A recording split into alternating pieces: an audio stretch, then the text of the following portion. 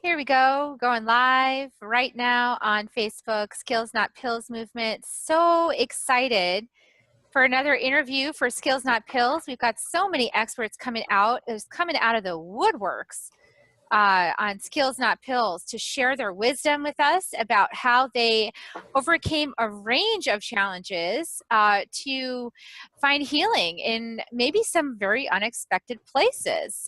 Maybe didn't come from the doctor's office with the healing, maybe came from a different place. And so today I'm really excited because, of course, I'm your host, Carrie Hummingbird. Let me not forget to mention that. And I'm here today with Tanya Penny. Welcome, Tanya. Hi, Carrie. Thanks for having me today. Excited to be here. Absolutely. I'm so excited to share your story. So, from what I understand, you have had quite a journey to love yourself fully. That you started off with a lot of anxiety, depression, pain, insomnia, extra weight, and even a diagnosis of multiple sclerosis. Wow. Yeah. All of that in a bag of chips. Wow. I mean, that's a lot to counter for 25 years of your life. Yeah. Yeah. It is.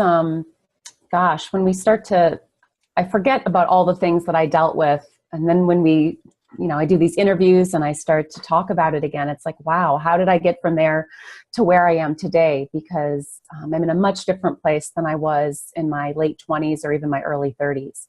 So excited to share. Where would you like me to start? Well, I think that what we're really interested in is this journey, 25 years of anxiety and you must have been trying a lot of things. But what was it really that brought you to the place where you realized there was a deeper issue, that it didn't have to do with any of that, it had to do with a deeper issue, an eternal thing? Yeah, I would say that, gosh, my wake up call. Well, let me go backwards a little bit. I was on a lot of medication from the time I was in my early 20s. I was finally diagnosed with generalized anxiety disorder, even though I had really experienced it since I was like 5 years old. And I had depression, I would say, probably since I was 10, and started having the weight issues around that same time.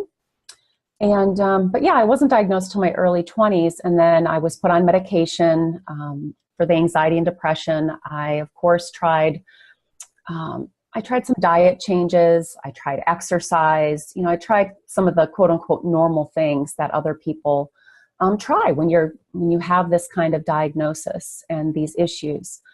And then it was really when I was diagnosed with MS that hit me pretty hard when I was 29. That's a serious thing to be diagnosed with at 29. Yeah, it's not that anxiety and depression's not bad enough, but then you get diagnosed with like this kind of big, scary chronic illness that can, it can put you in a wheelchair. I was an occupational therapist at the time. That's kind of my back, my degree. And I was working with people who had MS. And I was like, holy cow, like I'm going to end up in a wheelchair. Right? That was my experience. And it was at that point that I knew that I really had to get serious about looking for something deeper. And again, I tried acupuncture, I did massage, I did some of those more alternative healing, essential oils, things like that. And I'm not going to say they didn't help, but I didn't have all the pieces yet. All the pieces to the puzzle had not been found yet. I was still having quite a bit of symptoms. I was having loss of, people ask what my symptoms were. So just briefly, I lost vision in my right eye. I had like a stroke on the right side of my body. So some days it was hard for me to walk. I lost speech on and off for periods of time. So it was pretty debilitating.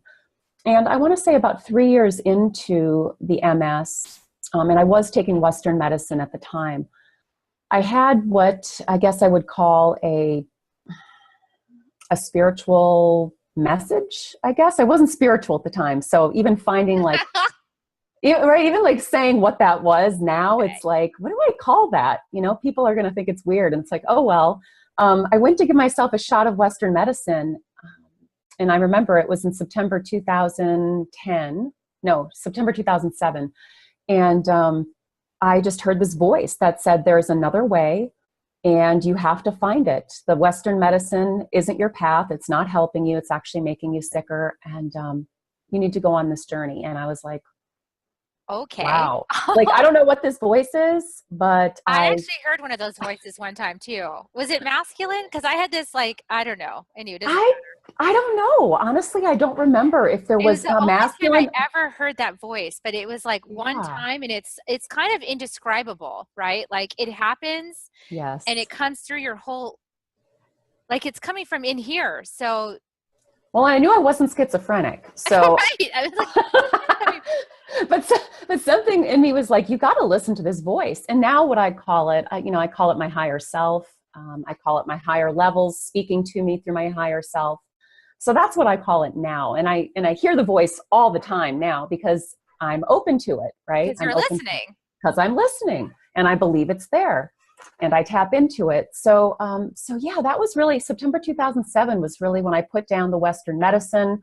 And by the way, I just want to say to everyone listening that when I work with my clients, I don't recommend everybody go off their Western medicine, right? For some of us, we need other things put in place before we can do that.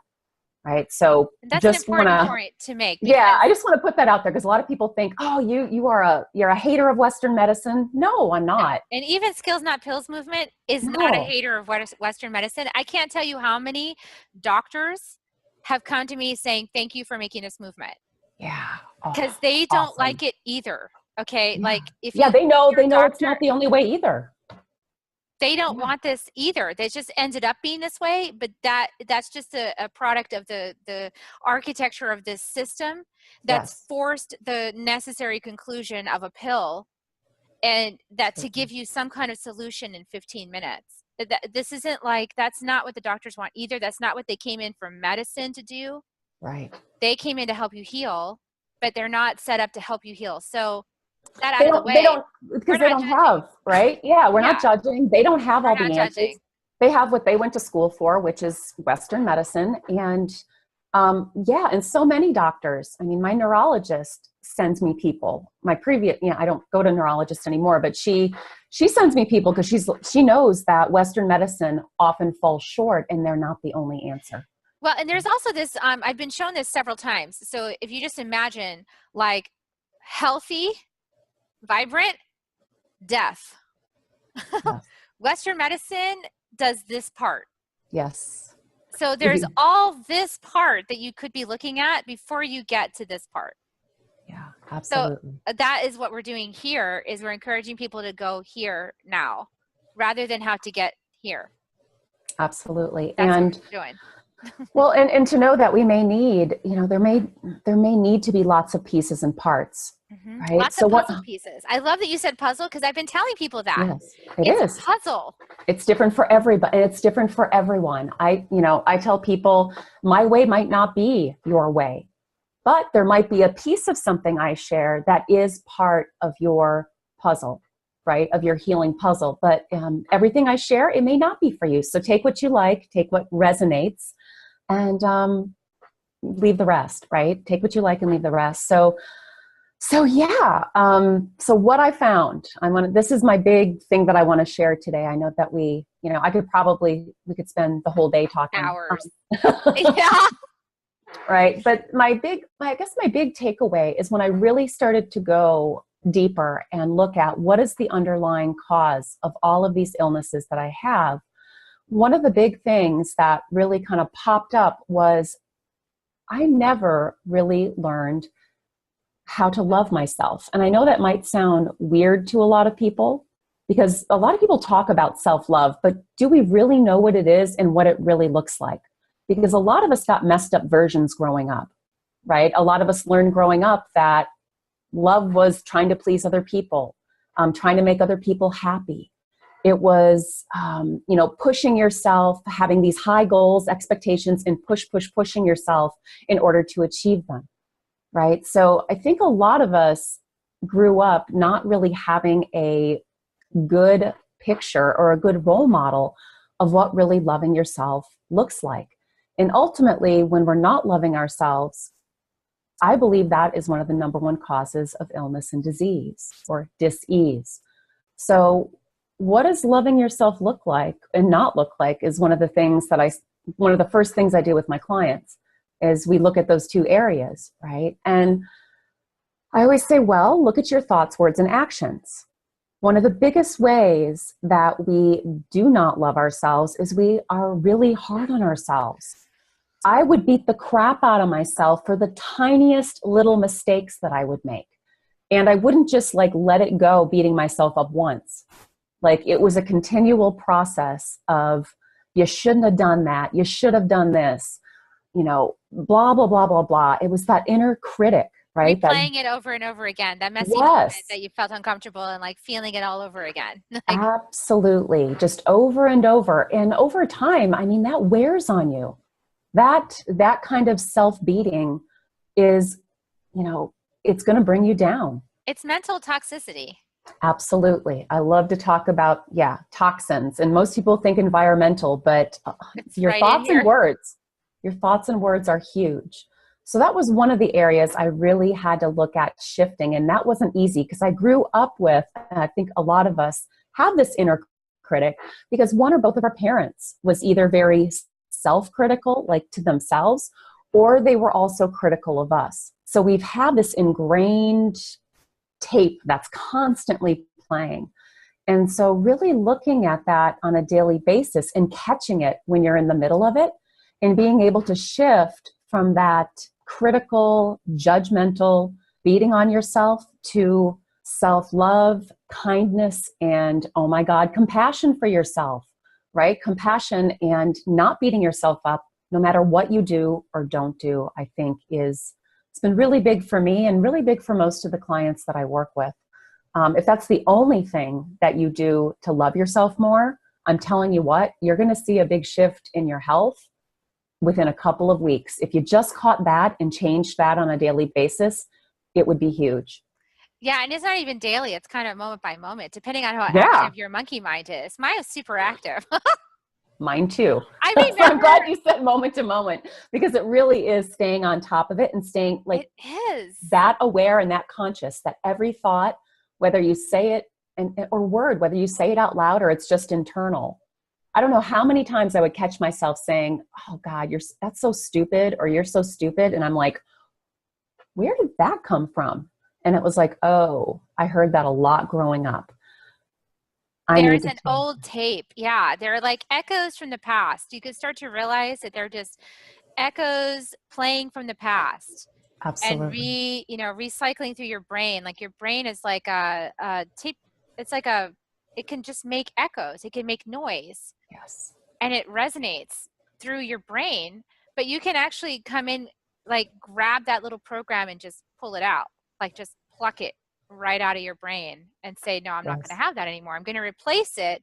Going to rewire that, right? Rewire. Yeah. Rewire is another word that I love. Rewire, reframe, repurpose, transmute, transform. Yeah. I call it thought shifting too. That's one of the terms I like to use is, you become aware of it and then you can automatically on the spot, right? You can use thought shifting. And if you were saying I'm stupid, you might start saying, you know what, I'm doing the best that I can. I'm always doing the best that I can. Yes, I'm good enough. Yes, I can do this. I am lovable. I am worthy. Whatever it is that you were saying, you can go and turn it around right there on the spot. You don't need, you can do tapping, you can do meditations. I offer those things too, but that's something so simple that you can just do right there on the spot. You can just do it. And, it's that inner conviction. Like, I'm done with that story. Thank you for sharing. Done with listening to that particular story. Thank you for sharing that one again. Well, yeah. And I love that you said the story part because this is another piece of the self-love, that surrounding yourself with people who actually support the new story. Right. Yes. So many of us have. So important. Right. So we have so many people in our past that, they helped create that story of lack or that story of not good enough or not worthy or not lovable.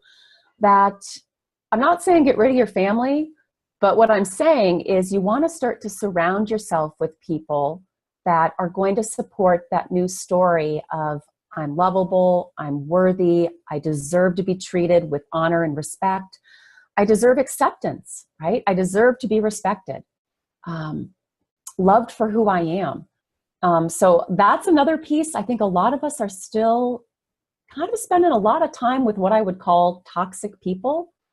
And so, and of course, people say, well, why do I do that? Why do I attract these people? Because it was normal, because you think that's normal. And you think that's what you deserve given what you grew up with. But the truth is, once you start thought shifting and changing those beliefs, right? The I'm lovable, I'm worthy, I'm good enough, you're going to start attracting more people into your life that also believe that. And that will continue to show you that. And the more I've realized on this journey, that the more you transform it actually within yourself, yes, even the same people show up differently. Yes, they do. That'll trip your mind out completely when that starts to happen, because sometimes they don't remember being the way they used to be. No, they don't. Like it's gone. Yes. You just almost like you just stepped into a parallel universe where you had like a loving, supportive family. Yeah, I will. I will attest to that. From? I will attest to that. Years of working on my self-love, it has actually shifted the way that my mom and my dad treat me now. You know, that, and also another piece of the self-love is standing up for yourself and setting and keeping healthy boundaries with others. So I'm sure you've heard, Carrie, we teach people how to treat us, right? Yes. So if we stop allowing people to treat us in ways that are not loving and not accepting and not honoring of us, they're going to have a choice, right? They can either, you know, I would say to my mom or my dad, you know what? Talking to me this way just isn't going to work for me anymore. This is what I need.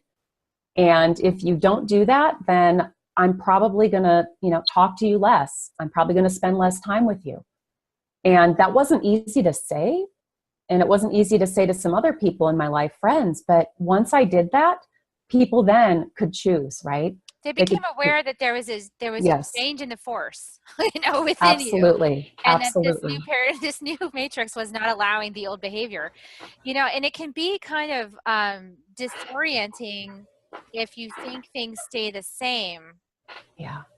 But actually, neuroscience is showing that a lot of our perceived memories, like all of the things we think are real and true, is really just a story that we told over and over again, and we made it true. Yes. And we don't actually remember the way we think we remember. Like, I don't know about you guys out there, but I used to think that there was like this reality event or something that happened that absolutely happened and everybody saw it the same way. And it's like this fixed thing back there in my past. Yes. And more that I do this work, I realize that's not true. It's just, I created the permanence of it by talking about it and believing it and thinking about it and reliving something that I created in my mind. And you attracted more of it because of it. That it's actually been gone the whole time, but I kept it alive. Yes. Or my version of it, because it's just my perception of it that created that experience. So the whole thing is like a mirage. Yeah, because it's your filter, right? So even if people, I get this all the time with my clients. They're like, well, I have no love and support in my life. And I'll be like, are you kidding? Look around. Like you've got this filter on yet that I'm not loved and supported because maybe one person in your life, maybe it was your mom, maybe it was your dad, maybe it was one of your siblings, maybe it was your teacher, who knows, right? This one person didn't give you love and support, but you have all these other people that are, but because you've held on to that perception, like you said, that filter, that belief, you're not even seeing all the love and support that's around you, right? So I know that you've got to be aware of the work that Emoto did, right? With the water crystals. Yes. And that's important to bring that in. So why don't you share a little bit about that? Because that is important for proving the point of how your greater love balance created wholeness. Yeah, absolutely. So if you haven't watched the movie, What the Bleep Do We Know? I think that's a great thing to go. But I'll just briefly, what happened is they labeled water, right? So they had bottles of water and they labeled it with positive thoughts, words, and emotions. And then they had other water that was labeled with negative thoughts, words, and or emotions. And in a nutshell, the water that was labeled with positive was like pure and clean and drinkable and, you know, good for you. And then the other water actually turned like this nasty color. And it actually, when they tested it, it was toxic, right? It was dirty and it was toxic. So again, right, the thoughts and the words that you're using every day and how you're being treated, not just every day, like you said, moment to moment, is going to impact how your body feels and if it heals or not. So And we're that's kind of, 70% water. yes, yes. Thank you for adding that. And we're 70% We're water, 70% water. So which if is important. you can actually, I realized along this journey after I read that Emoto study, and it actually, this is such a cool book. There's actually a book where he takes a drop of the water and freezes it to create snowflakes. Because snowflakes, every snowflake is different, right? Yes. And then the ones that were from the water that had the positive words were these beautiful snowflakes, totally symmetrical and gorgeous, intricate designs. And then the ones that were taken, the drops, the snowflakes made from the water with the hate or anger or whatever the word was, it was like malformed and just like this sad little snowflake. Because I know, because it didn't have love. And I think you're such a lot of the healers, this is how I've learned how indigenous healing actually works, is it's the love that the person holds for you as they're doing the healing with you that creates the healing. It's the love through their heart. Hands-on healing is a love from the heart that the person's feeling and expanding about you, directed to you through their hands. That's what creates the healing. It's from the heart through the hands. I've learned this, and it's fun to practice it because you get to share, like, how easy is that to share love from your heart with another person, and then they get healing. Isn't that great? I would, I would agree. That's interesting, that you brought that up, because so many of the people I work with, they're like, just being in your presence or being on the phone with you, because I see all my clients virtually at this point, they're like, you just exude like acceptance and love and compassion.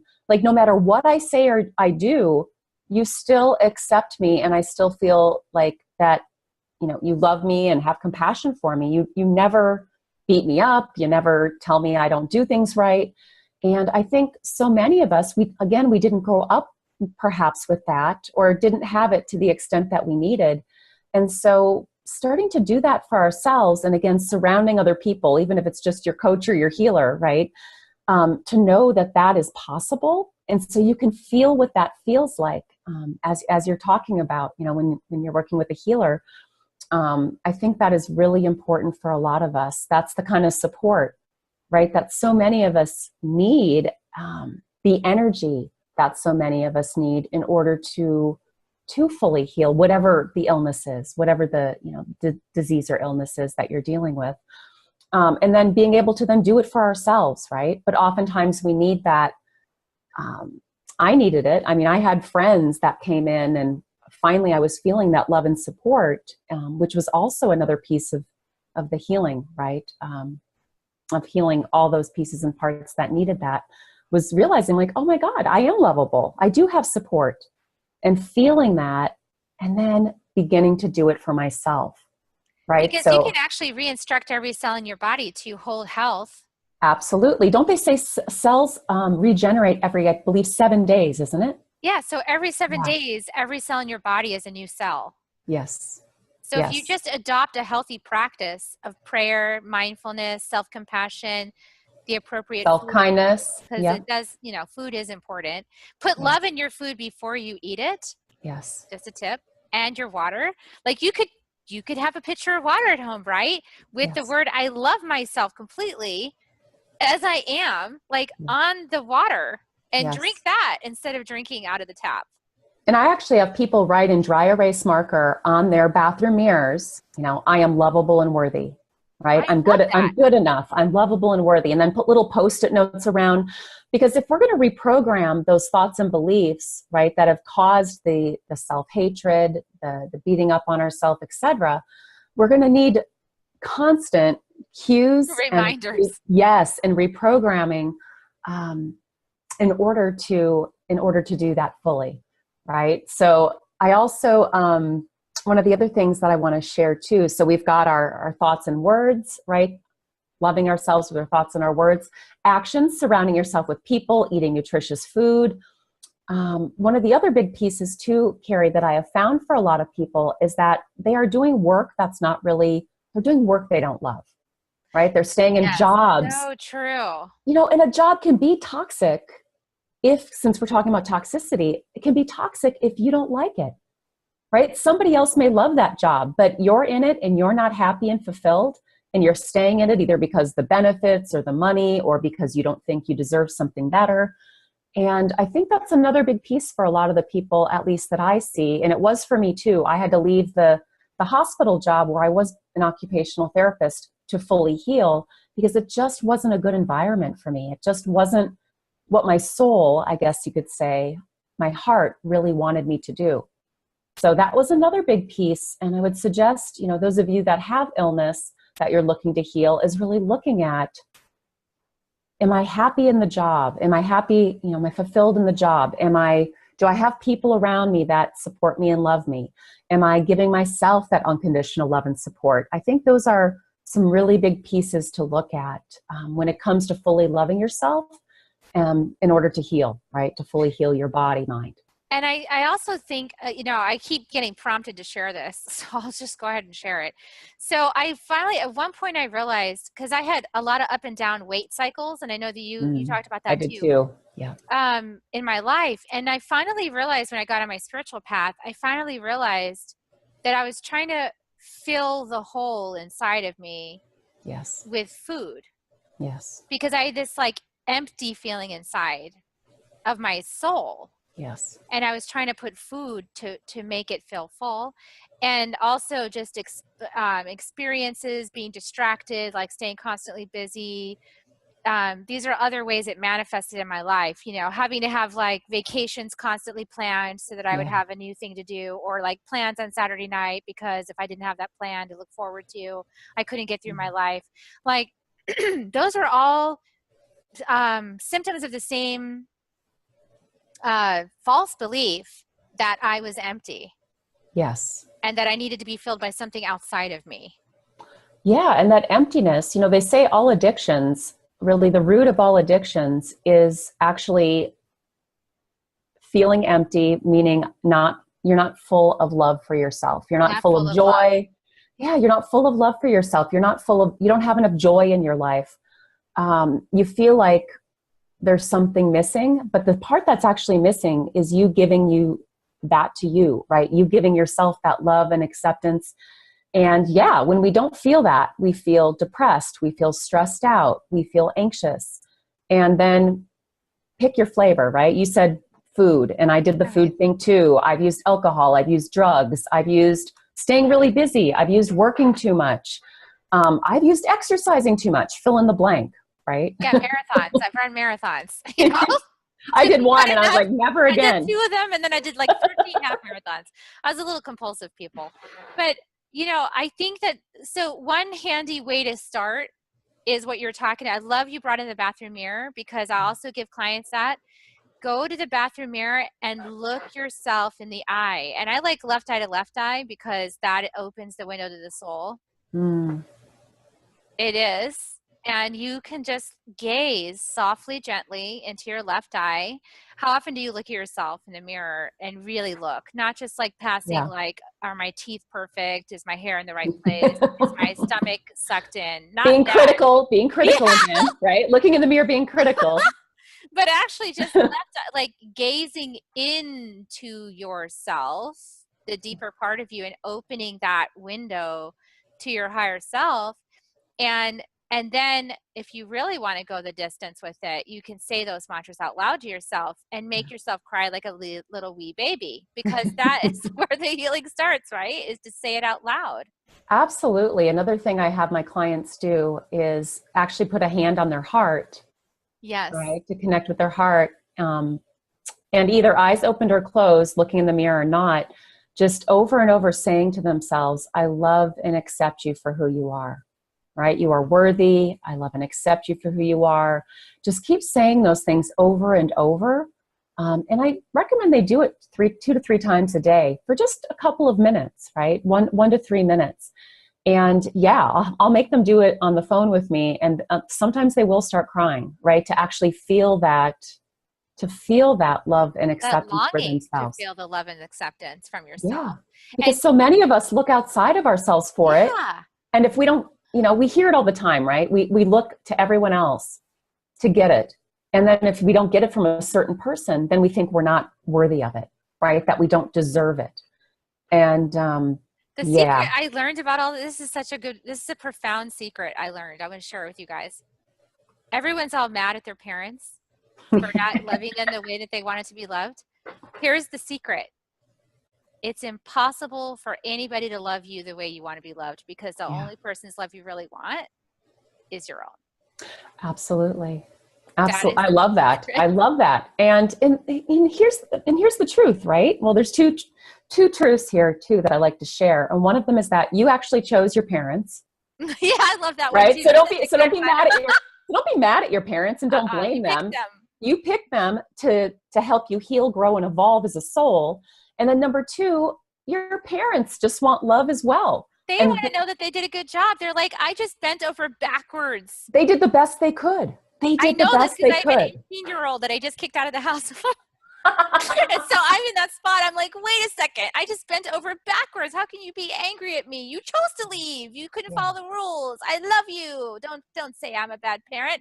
Yeah. I'm going through that part now. So I'm having such love for my mother. Like, it's brought in for me, like, such compassion for my mom. I was like, had this heartwarming conversation with her on Sunday at brunch, and we just cried. And I was like, I'm going to give my mom love because that's what I wanted to receive from my son. So I'm just going to give it. You know, thank you for doing your best. I love you. I love you. I love you. I love you. I love you for always sticking in and hanging in there with me when I judged you harshly, for not doing it the way I was a bitch. I was such a bitch, and I wouldn't love you, and I stayed away, and I wouldn't call, and I wouldn't, all this stuff. I'm so sorry. Now I see that really hurts. Yeah. So it really hurts. Yeah. I'm really glad that we're bringing that part up, because I never, even though I talk about in the past how we were treated growing up, or how we perceived we were treated. We perceived we were treated. There's never any blame, and our parents loved us the only way that they knew how at the time, to right? the best of their ability. But guess what? Your parent evolved with you. Yes. You're actually, for most of you listening, you're actually your parents' guide. Yeah. So, one of the other things I do is, after you're done breathing in and giving yourself that love and compassion, now I want you to breathe it out and to send it to your parents and to anybody else in your life who you think did not treat you right or didn't show you love and acceptance. Send it back to them, because guess what? They need it too. They need it too, for sure. Oh, I love this. What a beautiful conversation. It's a wonderful delight to be talking with another fellow light worker who understands it. It's so easy, but we complicate it. Yeah. It's simple, simple, simple. It's not easy to do. It takes practice. Yeah, it does. It takes practice. And again, it takes that rewiring, reconditioning, again, whatever you want to call it, but to stay conscious of it, to stay aware of it. And then every moment it's choosing to do or say the thing that is most loving, right? Even if other people might not like it. That's the other thing I got to share, right? Loving yourself doesn't always mean everyone in your life's going to approve of it or is going to like it. Or going to understand it. Or is going to understand it. You know how many times clients say, but I just want them to understand what it's like. And I'm like, you've got to let that go. You've got to let that go, because again, we all have our own perception. We all have our own filter that we are looking through. And you've got to do what's right in your heart, what you're guided to do, and what makes you happy and ultimately healthy, right? Absolutely. Absolutely. Well, what a wonderful, I know you've got a book. I do. I do. Yeah. I forget about that now. I know. Got a book that just I've got a book that just came out in February called Connecting with the Divine You.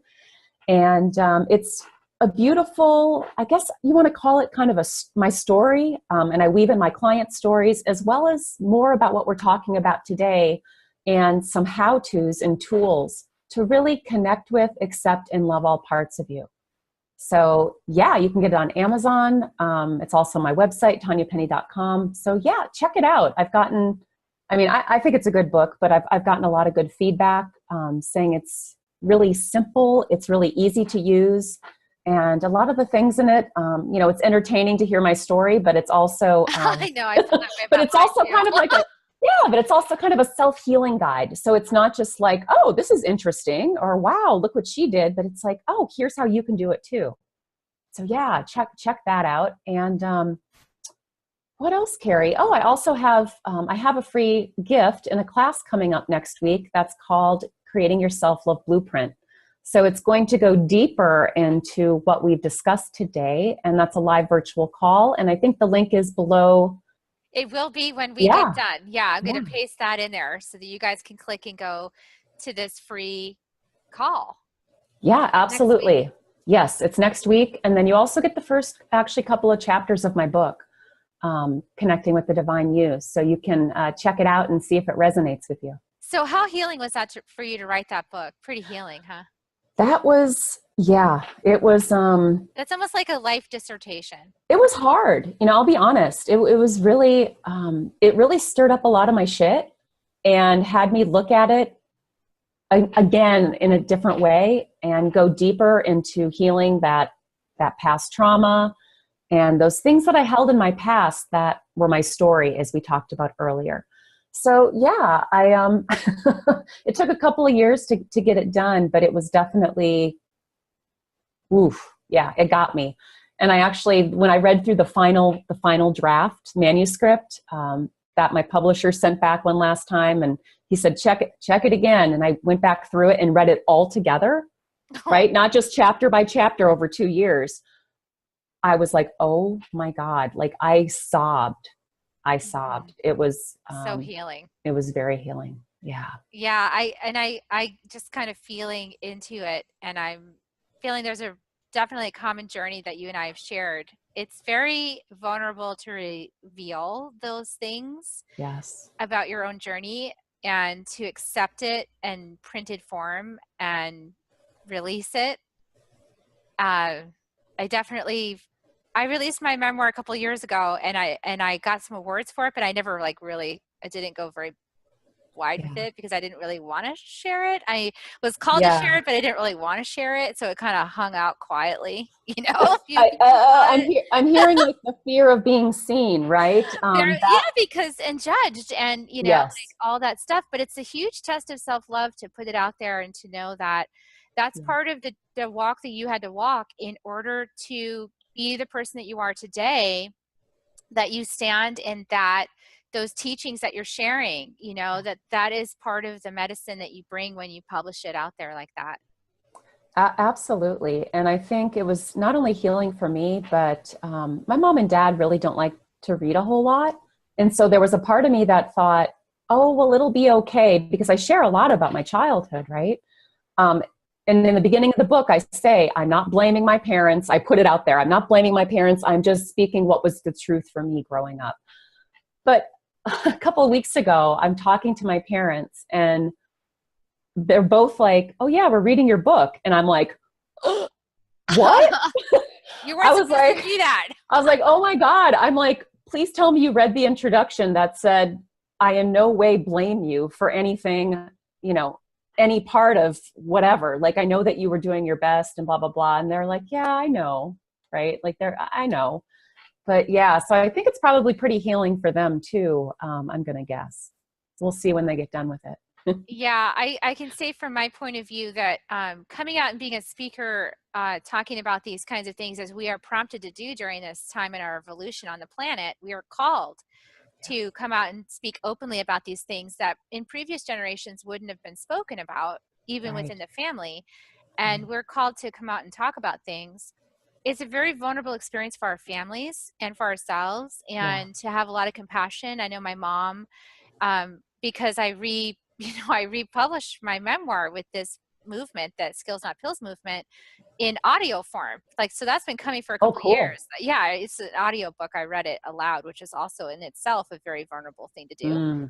And also it has that self-help stuff you were talking about. Like, that's important, right? It was just kind of like pulling out, like, if you are in this place in madness, here's some things that helped me, Yeah. We all need tools, right? We need tools.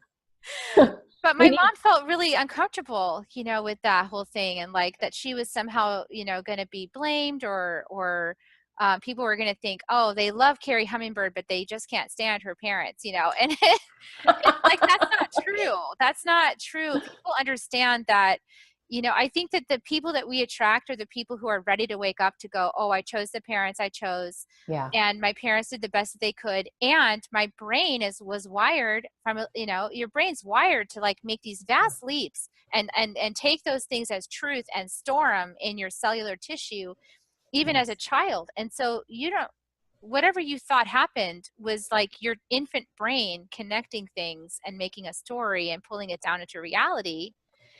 And maybe some of it's true and maybe some of it's not. Maybe through the eyes of a 3-year-old you see it one way, and through the eyes of a 50-year-old you see it a totally different way. So, yes. you know We can this is totally see it, absolutely. That 3 or 4 year old, or, in the womb, I wasn't expected. I kind of wasn't wanted, right? So seeing it through those eyes versus the eyes of, I guess you could call it my new improved filter, um, looks a whole lot reframing. different. It looks a whole lot different. And also to add, when you talk about cellular memory, I believe it's not just this lifetime either, Oh yeah. where a lot of these beliefs and the not good enough, I'm broken, I'm not good enough, there's something wrong with me beliefs that we hold that keep us from loving ourselves. These come from past lives too. They also come from So ancestral patterns. It's epigenetic. absolutely, DNA. My mother, my grandmother, looking back, I can see, wow, there was a lot of I'm not good enough passed down, right? I'm not lovable. I've got to do this in order to get love and approval. Yeah, so there's a lot So more to that's it. why we have a lot more love and compassion for our ancestors. Thank you, ancestors, for helping to clean up any messes that you might have started that you didn't even know that you were doing. And we appreciate the ones that are alive. So Yes, absolutely. yeah, compassion and love. Well, thank you so much for this beautiful broadcast. I know we've gone a little bit Thanks, over, Carrie. but it was such a good conversation. I was enjoying it. I didn't want Me it to too. end. I Me still don't want too. it to end, but Maybe we'll have a part two. maybe a part two. More to come, people, more to come. So the wonderful Tanya Penny, you can find her website, tanyapenny.com, and I'll put a link to that free offer that's coming up really soon. So I'll Great. put a link to that. There's no harm in trying it out and seeing if you can love yourself even more. And if you did it for a whole week, you'd rotate and cycle out all your cells in 7 days.